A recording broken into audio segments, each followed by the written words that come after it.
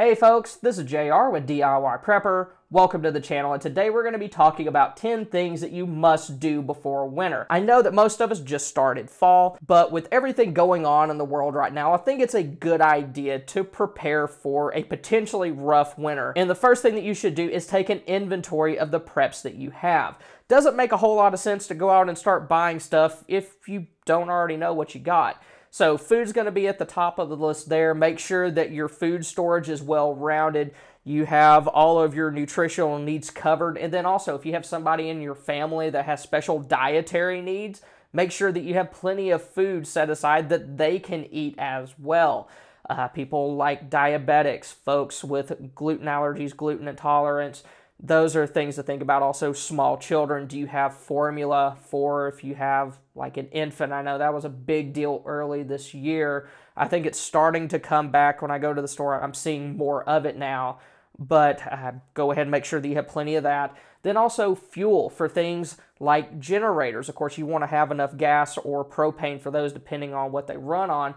But also, if you have something like, say, a buddy heater, and then you also have a propane camp stove, have enough fuel that you'll be able to run both of those devices. Like a lot of people, they say, well, I got this amount of propane that should cover me, but they don't take into account that they're really going to be using twice as much as they're thinking that they will, because they kind of overlook that multiple things are going to be using that one fuel source. And then also batteries for running smaller things like radios and flashlights. You also need to make sure that the equipment that you have actually works. Generators are going to be a big concern with this. You need to be taking those out and running them at least once a month so that you know if there are mechanical problems with those. That would prevent you from starting it up if you need it to, because a lot of folks, they let gas set in there for a little bit too long and then it won't start. That's another advantage to having a dual fuel generator, because if it won't start with gas, maybe it'll start with propane. Also, lamps and lanterns, make sure you have wicks and mantles for those. Try to start them up so that you know that if you need them, you can just take them right off the shelf, light them, and you're good to go. Heaters are another thing that you want to take a look at. If you have something like a buddy heater, try to start it up. And also, if you are using a fireplace, whether it's wood or gas, wouldn't hurt to have it inspected so that you know that maybe there's not a bird's nest built somewhere in your chimney that could light on fire. As winter approaches, you also need to continue to stockpile food. And that's something that's good to do whether things are going great in the world, which is never the case, or they're completely in the toilet like they are now. So focus on low-cost, easy-to-prepare foods, things like dried goods and canned goods. And I think canned goods might even be the better option now because of the energy crisis going on. There's a lot of canned goods. You don't even have to cook at all, even for them to taste good, things like canned fruits. But then other things like canned vegetables and soups and chilies, you can eat them raw if you want to, because I mean, they've already been cooked. They're perfectly safe to eat. Now, something like Wolf Brand chili is going to taste a whole lot better and be a lot easier to stomach if it's warmed up. But the point is if you have canned goods, then you have food that is safe to eat regardless of whether you're able to actually prepare it or not. And if you were somebody that hunts, go ahead and get an early start to your season. If inflation continues to go up, which it probably will, and if food does become scarce, then there's going to be a lot more people in the woods as that season goes on. So I know here in Texas, archery season just started. So if your state has something like that, I would encourage you to go ahead and take advantage of those early season options. And of course, another thing you want to continue to stockpile is water. And when doing this, also be sure to account for things beyond just drinking, things like preparing food and also cleaning. Because I think when we're calculating our water storage, a lot of times, even though we know to take the other stuff into consideration, we're really only thinking about drinking. So if you've stored a lot of dry goods like beans and rice, stuff that's going to require a lot of water to prepare, you need to keep that in mind.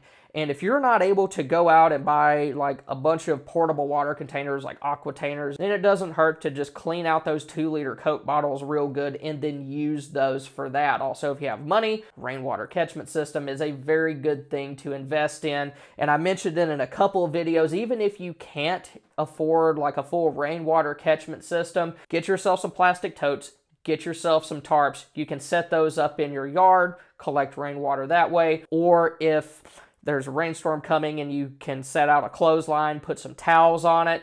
Those can absorb water and you can wring them out somewhere and then use that water for what you need to. Another thing you need to do before winter is make sure that you are able to cook off-grid. Things like charcoal and propane grills and camp stoves, those are great options, especially for short-term emergency situations, because it's really not that hard to store fuel that can last you for like maybe at least a week or so, and that's going to cover a lot of at least weather events. But since things are the way they are, it doesn't hurt to look towards the long term also, and that's where things like wood stoves, wood burning fireplaces are really gonna give you an advantage because they use natural materials, and if you live somewhere that has a lot of those, then you're gonna be in good shape.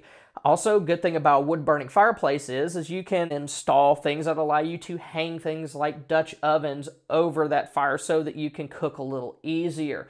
But the downside to those is that they can generate a ton of smoke. So something like a rocket stove is a good option if you want to avoid those smoke concerns, but also if you're somebody like me who lives in a house that doesn't have like wood burning appliances, and it would be kind of difficult to put those in. Now, they must be used outdoors, but they're very small, they're easy to move around, and they can run just off of junk wood. I mean, you can take a branch that's fallen down in your yard, break it up, shove it in the rocket stove, and it's gonna burn it just fine. Medications are another thing that you should be stockpiling, and since we're entering cold and flu season, kind of give those priority. I know that for me, I have found that real Sudafed, pseudoephedrine, like you get from behind the pharmacy counter, that does wonders for like congestion up here. And as far as chest congestion, I found that Mucinex DM, it's done a very good job for me this year. Then also pain relievers, fever reducers, ibuprofen, acetaminophen, things like that. Just pick up what you're most comfortable using, what works best for you. Then also don't overlook stomach medications.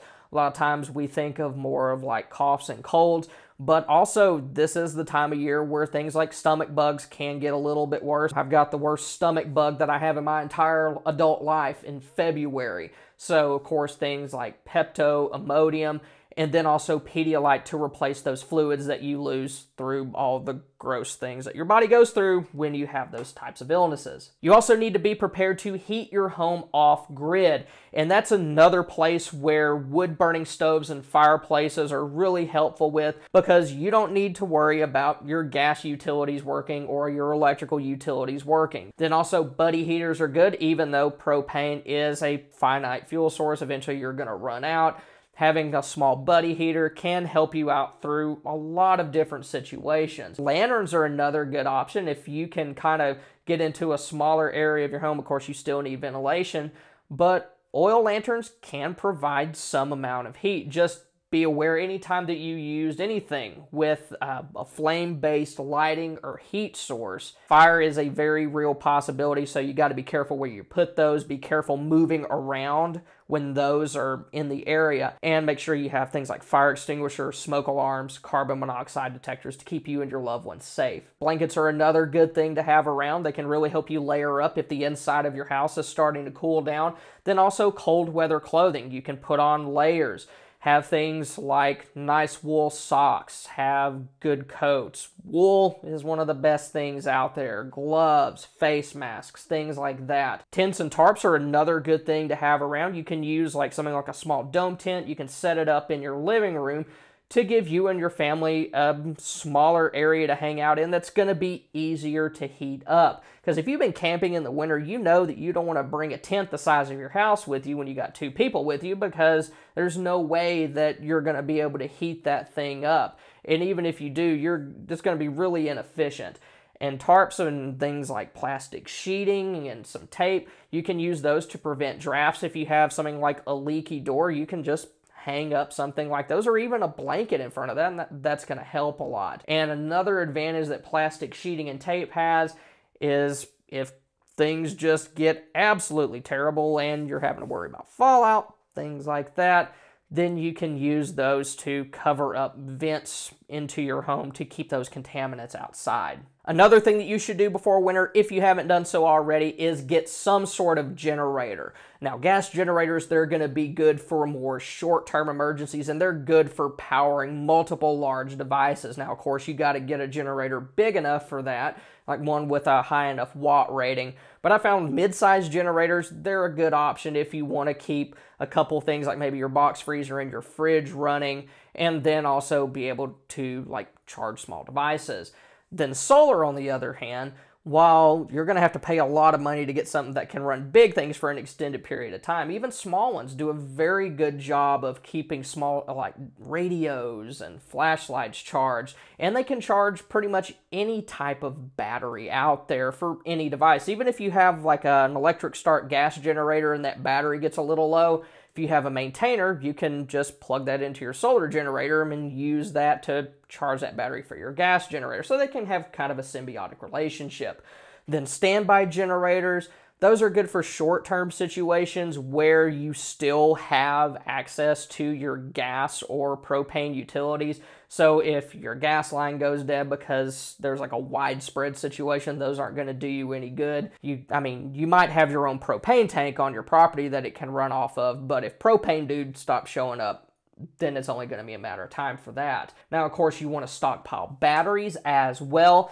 And kind of my guideline for that is if you don't have a solar generator, just stockpile as many inexpensive like alkaline batteries as you can. But if you do have a solar generator, since they're so good at recharging batteries, I would recommend foregoing the non-rechargeables and just get as many rechargeable batteries as what you can afford. Now, it's probably going to be a lot less than the amount of just regular alkalines that you can have, but the point is you can recharge those over and over and over again.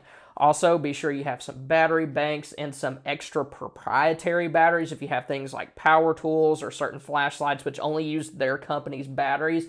And if you cannot afford like a full-size gas generator or a full solar setup, then what you can do is just get yourself some battery banks, get yourself one of those backpacking like solar panels, and then you can use those solar panels to charge the battery banks and then charge smaller devices like cell phones and flashlights. Another thing you need to do before this winter is organize your gear. Make sure it's easy to access. An example of that would be don't put important stuff in the attic if you're going to need to move your car out of the garage to get to it. Conditions like might be bad enough that you actually can't get out into your driveway. Also, you want to make sure that your stuff, you know where it is, it's easy to move. And that's especially true if you live in a major city and you may need to get out. That's not as much of a concern with weather events as it is for, like war concerns and things like that.